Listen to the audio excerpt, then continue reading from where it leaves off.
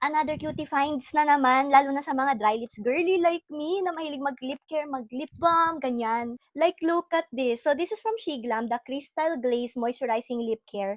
Meron siyang pa-keychain na ganyan, tapos meron tayo dito na 4 na shade. So, let's try it. So, this shade is Candy Lane. Ganyan nga pala yung kanyang packaging. Ang dali niya din ilagay sa lips, like, hindi mo na kailangan ng applicator.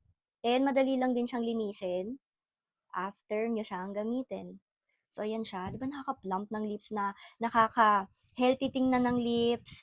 And alam nyo ba, dahil dito, nabura din yung ano natin, yung mga lip lines natin. Kasi di ba problema natin yan eh. Lalo na yung mga dry lips girly. And also, travel friendly to. Pwede nyo din ilagay lang sa pocket nyo, di ba? Ang liit lang niya kasi, tsaka ang cute din. So, again, this is Candy Lane. Super moisturizing. Meron siyang crystal-like finish. And not malagkit, hindi siya mabigat sa lips. So, yung next shade natin is the Berry Smoothie. Swatch natin siya.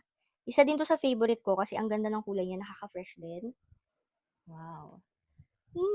After ko gamitin, ang bilis niya lang linisin, like papahid nyo lang siya dyan sa tissue nyo, tapos okay na, linis na ulit. So, this is Berry Smoothie.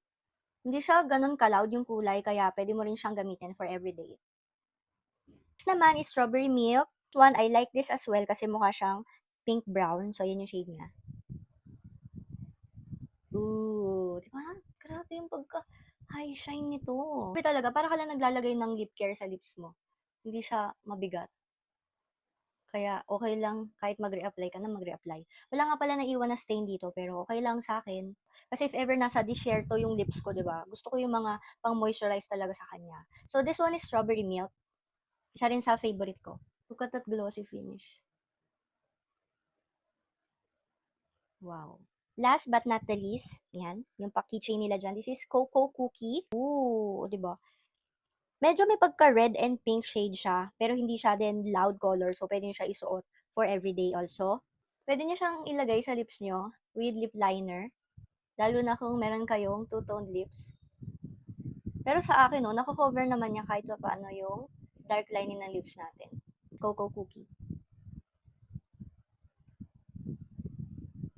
Medyo may malalasahan ka pala sa kanya, pero para siyang ano, medyo matamis-tamis ganyan. Pero sa akin okay naman, hindi naman ako nababother. So kung dry lips girly kayo, try niyo na to from Shiglam.